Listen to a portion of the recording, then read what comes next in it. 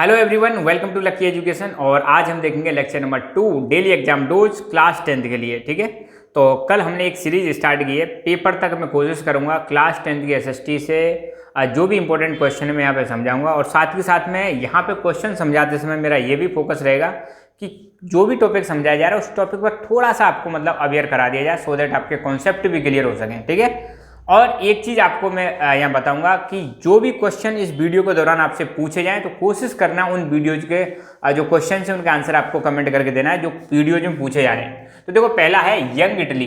अपनी हिस्ट्री में एक टॉपिक आता है यंग इटली। तो यंग इटली एक ऑर्गेनाइजेशन है। तो ये ऑर्गेनाइजेशन किसने बनाया था? तो इस ऑर्गेनाइजेशन को बनाने का वाला जो व्यक्ति था वो है मैजनी जो थे उन्होंने एक ऑर्गेनाइजेशन बनाया था यंग इटली, 1930 के बाद बनाया था।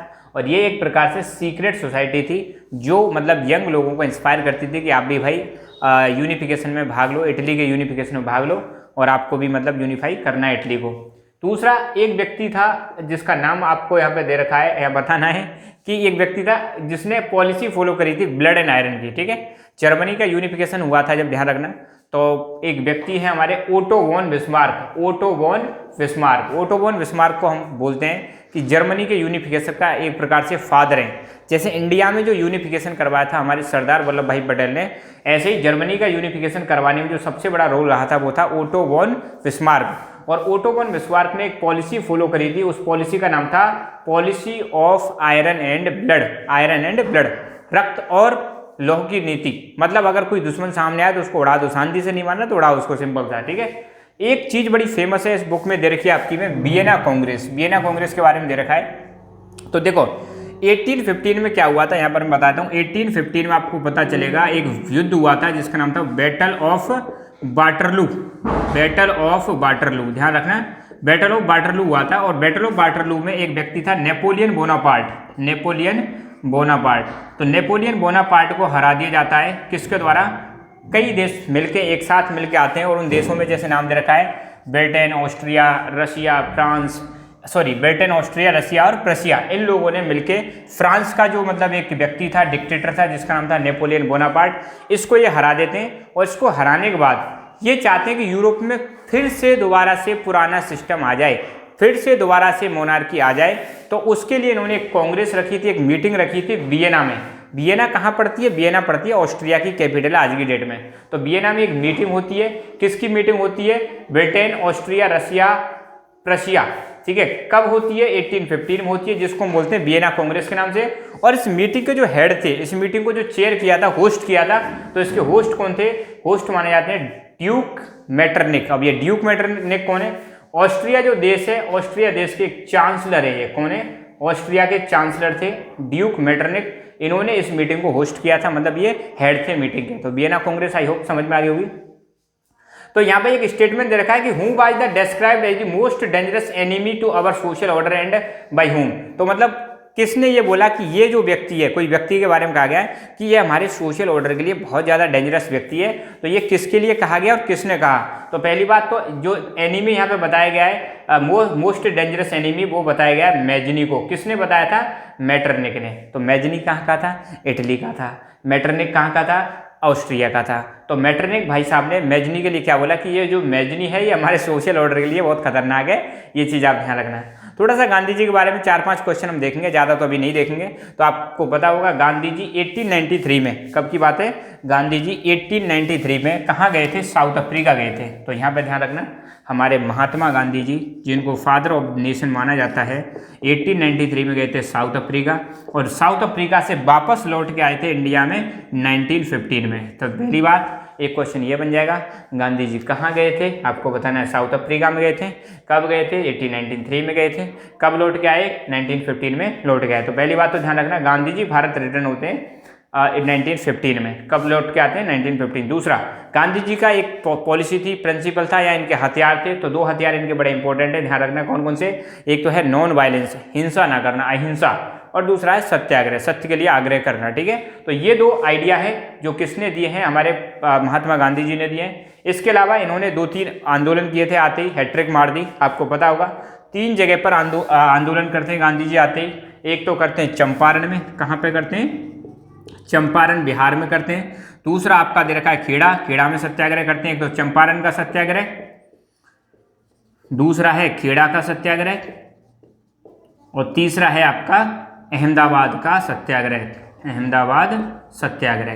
तो 3 जगह पर गांधी जी आने के बाद लगातार सत्याग्रह करते हैं। तो चंपारण वाला है 1917 में हुआ था, खेड़ा का हुआ था 1917 में, और अहमदाबाद का हुआ था 1918 में। तो 3 जगह पर गांधी जी सत्याग्रह करते हैं और तीनों जगह पर गांधी जी जीत जाते हैं, मतलब इनकी जीत होती है। जिस इशू के लिए इन्होंने सत्याग्रह किया था वो इशू सॉर्ट आउट हो जाता है। तो चंपारण बिहार में सॉर्ट आउट हो जाता है मामला, खेड़ा गुजरात में भी मामला सॉर्ट आउट हो जाता है, और अहमदाबाद में जो मिल के वर्कर्स जो स्ट्राइक कर रहे थे यहाँ पर भी मामला सॉर्ट आउट हो जाता है। तो ध्यान रखना 3 जगह पर गांधी जी ने सत्याग्रह किया था और 3 जगह पर इनको क्या मिलती है, सफलता मिलती है। तीनों जगह के नाम याद रखना और स्टेट भी याद रखना किस स्टेट में थे। साथ ही साथ में जलियांवाला बाग की अगर हम बात करें तो ध्यान रखना जलियांवाला बाग जो मसाकर हत्याकांड हुआ था कब हुआ था, 13 अप्रैल 1919 को हुआ था। जलियांवाला बाग, जलियांवाला बाग, इसकी थोड़ी सी मैं चर्चा कर लेता हूं। जलियांवाला बाग मसेगा, तो जलियांवाला बाग आपको पता होगा कहां पर है, यह है आपका अमृतसर पंजाब। कहां पर है, अमृतसर पंजाब है। बैसाखी के दिन यहाँ पे मेला लग रहा था और यहीं पर आ जाते हैं जनरल डायर आ जाते हैं और यहाँ पर जो लोग इकट्ठे हुए थे उन पर क्या कर देते हैं, गोलीबारी कर देते हैं, जिसमें बहुत सारे लोगों की जान चली जाती है। तो ऐसा क्या हुआ था, कब हुआ था ये, 1919 में हुआ। इससे पहले क्या हुआ था, एक रोलेट एक्ट आया था। कौन सा एक्ट आया था, रोलेट एक्ट आया था। रोलेट एक्ट में क्या था, किसी भी व्यक्ति को शक के आधार पर, जस्ट मतलब संदेह के आधार पर अगर किसी पे शक होता है सरकार को तो उसको पकड़ लिया जाएगा और जेल में बंद कर दिया जाएगा, वो भी इंडेफिनेट टाइम के लिए। और फिर आप उसमें पेट वो भी नहीं कर सकते, वकील भी मतलब नहीं कर सकते। तो ऐसा कुछ एक्ट आया था जिसको ब्लैक एक्ट के नाम से बोला गया। तो उसके खिलाफ यहाँ पर लोग इकट्ठे हुए जलियांवाला बाग में, अमृतसर में, जहाँ पर जनरल डायर ने क्या चलवा दी, गोलियाँ चलवा दी। तो ये घटना कब हुई थी, ध्यान रखना बैसाखी के दिन हुई थी, 13 अप्रैल 1919 को हुई थी। साइमन कमीशन की बात करते हैं थोड़ी सी। तो साइमन कमीशन की बात करने से पहले एक चीज मैं आपको समझाता हूं। यहाँ पे सरकार ने, अंग्रेजों की सरकार ने एक एक्ट बनाया था, government of India act, government of India act 1919। ध्यान रखना, गवर्नमेंट ऑफ इंडिया एक्ट 1919 बनाया था। इसमें ये प्रोविजन था कि 10 साल बाद ये रिव्यू किया जाएगा कि ये जो एक्ट बनाया गया इसका कुछ फायदा हुआ या नहीं हुआ भारत में, या इसमें कुछ सुधार करने की जरूरत है या नहीं है। तो यहाँ पर रिव्यू करने के लिए इसमें पहले ही लिख दिया था कि 10 साल बाद रिव्यू किया जाएगा। तो 1919 में 10 साल कितना हो जाएगा, 1929। मगर 1 साल पहले ही 1928 में अंग्रेजों ने एक कमीशन बना के भेजा भारत में। ध्यान रखना, उस कमीशन का नाम था साइमन कमीशन। और ये साइमन कमीशन क्यों आया था, इसी एक्ट का रिव्यू करने के लिए आया था कि जो भारत में अंग्रेजों ने 1919 में जो एक्ट बनाया था, क्या इसका वास्तव में कुछ अच्छा फायदा हुआ है, क्या क्या इसमें चेंज करने की जरूरत है। मतलब ये भारत के लिए एक प्रकार से एक नया संविधान बनाने के लिए ये कमीशन आया था। मगर इसमें दिक्कत क्या थी, इसके जो मेंबर थे, सारे के सारे मेंबर कौन थे, सारे के सारे मेंबर कौन थे, ब्रिटिश थे। इसमें कोई भी इंडियन नहीं था, मेंबर्स में कोई भी इंडियन नहीं था। इस वजह से इस कमीशन का क्या किया गया था, विरोध किया गया था भारत में। और इसीलिए जब ये कमीशन आया तो भारत में स्लोगन लगाए गए, उस स्लोगन का नाम था गो साइमन बैक, साइमन वापस जाओ, हमें तुम्हारी जरूरत नहीं है। सोचो यार, भारत के लिए संविधान बना रहे हैं, भारत के लिए नियम कानून बना रहे हैं, ऊपर से उसमें एक भी भारतीय नहीं है, तो विरोध तो डेफिनेटली होगा ही होगा। तो ध्यान रखना, जितनी भी पॉलिटिकल पार्टीज थी including Indian National Congress and Muslim League, इन सब ने कानून का या इस साइमन कमीशन का क्या किया था, विरोध किया था। और इस दौरान हमारे एक क्रांतिकारी लाला लाजपत राय ये भी विरोध कर रहे थे और लाहौर में इनके साथ हो जाता है लाठीचार्ज, और लाठीचार्ज होने के बाद कुछ समय बाद इनकी क्या हो जाती है, डेथ हो जाती है। तो ये चीज़ भी ध्यान रखना। सिविक्स में एक टॉपिक दे रखा है forms of power sharing. Power sharing के कितने फॉर्म्स होते हैं, कितने तरीके होते हैं, तो 4 फॉर्म बता रखे हैं। एक तो है हॉरिजॉन्टल डिस्ट्रीब्यूशन ऑफ पावर, जिसको हम सेपरेशन ऑफ पावर बोलते हैं। दूसरा है वर्टिकल डिस्ट्रीब्यूशन ऑफ पावर। तीसरा है कम्युनिटी गवर्नमेंट। और चौथा है आपका कोलिजन गवर्नमेंट। थोड़ा हिंट मैं आपको दे देता हूँ, डिटेल तो हम इसका एक बाद में देखेंगे, ठीक है। तो हॉरिजॉन्टल डिस्ट्रीब्यूशन ऑफ पावर का मतलब क्या समझ लो। हॉरिजॉन्टल का मतलब है जब गवर्नमेंट की पावर ऐसे शेयर की जाए, हॉरिजॉन्टल का मतलब है जब गवर्नमेंट, जैसे मान लो ये गवर्नमेंट है, गवर्नमेंट की पावर कैसे शेयर की जाए, किस किस के बीच में, लेजिस्लेचर, एग्जीक्यूटिव और जुडिशरी, लेजिस्लेचर, एग्जीक्यूटिव और जुडिशरी। जब गवर्नमेंट की पावर्स को ऐसे 3 ऑर्गन्स में डिवाइड कर दिया जाए, किस में डिवाइड कर दिया जाए, तीन ऑर्गन्स में डिवाइड कर दिया है। बोल दिया जाए भाई गवर्नमेंट के तीन ऑर्गन है, एक तो है लेजिस्लेचर जो लॉ बनाएगा, दूसरा एग्जीक्यूटिव जो लॉ को इंप्लीमेंट करेगा, और तीसरा है जुडिशरी जो चेक करेगा जो भी लॉज बनाए जा रहे हैं वो कॉन्स्टिट्यूशन के हिसाब से हैं या नहीं है। तो ऐसे पावर जब डिवाइड होती है तो इसको बोलते हैं हॉरिजॉन्टल डिस्ट्रीब्यूशन ऑफ पावर, या इसको बोलते हैं सेपरेशन ऑफ पावर। यहाँ पे क्या कर रखा है, पावर को सेपरेट कर रखा है कि लॉ बनाने वाले अलग हैं, इंप्लीमेंट करने वाले अलग हैं, और जुडिशरी करने मतलब डिसीजन देने के लिए या चेक करने के लिए कॉन्स्टिट्यूशन के हिसाब से लॉ बनने उसके लिए एक अलग से ऑर्गन है। तो ये जो है लेजिस्लेचर, एग्जीक्यूटिव, जुडिशरी ऐसे करके जो पावर डिवाइड कर रखी है इसको बोलते हैं horizontal distribution of power. Vertical का मतलब क्या, ऐसे वर्टिकल जब देखो गवर्नमेंट की पावर्स को कैसे डिवाइड कर दिया जाए, सबसे ऊपर जैसे सेंट्रल गवर्नमेंट, उसके नीचे आ जाए स्टेट गवर्नमेंट, और स्टेट गवर्नमेंट के भी नीचे आ जाए लोकल गवर्नमेंट। ठीक है, तो यहाँ पे आप देखोगे नीचे से ऊपर पावर का क्या किया जा रहा है, डिस्ट्रीब्यूशन किया जा रहा है। तो ऐसे जब पावर का डिस्ट्रीब्यूशन किया जाता है, लोकल गवर्नमेंट उसके ऊपर, स्टेट गवर्नमेंट उसके ऊपर, सेंट्रल गवर्नमेंट, इसको हम बोलते हैं vertical distribution of power. Top से बॉटम कैसे डिस्ट्रीब्यूशन किया जा रहा है, टॉप से बॉटम। यहाँ पे सब एक ही लाइन में, इसलिए इसको बोले हॉरिजॉन्टल डिस्ट्रीब्यूशन। ये कैसे हैं, ऐसे हैं, इसलिए इसको बोले वर्टिकल डिस्ट्रीब्यूशन। एक है कम्युनिटी गवर्नमेंट। तो कम्युनिटी गवर्नमेंट क्या होती है, जब पावर क्या की जाए, अलग अलग सोशल ग्रुप्स में डिवाइड कर दी जाए। अलग अलग सोशल ग्रुप्स पावर को जब शेयर करते हैं समाज के, तो उसको हम बोलते हैं कम्युनिटी गवर्नमेंट। तो यहाँ पर पावर शेयरिंग की जाती है अलग अलग सोशल ग्रुप्स में, चाहे वो रिलीजियस ग्रुप्स हों या फिर लैंग्विस्टिक ग्रुप्स हों। रिलीजियस मतलब अलग अलग रिलीजन के लोगों में पावर शेयर कर दी जाए, या फिर अलग अलग लैंग्वेज को बोलने वाले लोगों में पावर शेयरिंग कर दी जाए, तो इसको हम बोलते हैं कम्युनिटी गवर्नमेंट। ये एग्जाम्पल आपको बेल्जियन गवर्नमेंट में आपको देखने को मिलेगा। एक है कॉलिजन गवर्नमेंट। देखो कॉलिजन गवर्नमेंट के बारे में आप जानते होंगे, जब कोई भी एक पॉलिटिकल पार्टी सरकार बनाने में फेल हो जाती है या उसको बहुमत नहीं मिलता है, तो दो या दो से ज़्यादा पॉलिटिकल पार्टी मिलके सरकार बनाती हैं, जिसको हम बोलते हैं गठबंधन की सरकार। तो ऐसी जो सरकार होती है उसको हम बोलते हैं कॉलिजन गवर्नमेंट। तो यहाँ पे आपको देखने को मिलेगा मोर देन वन पार्टी क्या करती हैं, गवर्नमेंट बनाती है। एक से ज़्यादा पार्टी मिलकर क्या बनाएंगी, सरकार बनेगी। ऐसी जो सरकार होगी उसको हम बोलेंगे कॉलिजन गवर्नमेंट।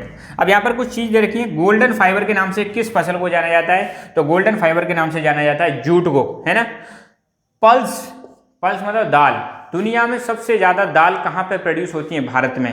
पहला क्वेश्चन, दुनिया में सबसे ज़्यादा दाल कहाँ पे कंज्यूम होती है, कंज्यूम मतलब यूज होती हैं, वो भी भारत में। तो ध्यान रखना दालों के बारे में। दाल जो है आपकी इंडिया में सबसे ज़्यादा प्रोड्यूस होती है वर्ल्ड में, और वर्ल्ड में सबसे ज़्यादा कंजप्शन भी दालों का कहाँ पे होता है, इंडिया में।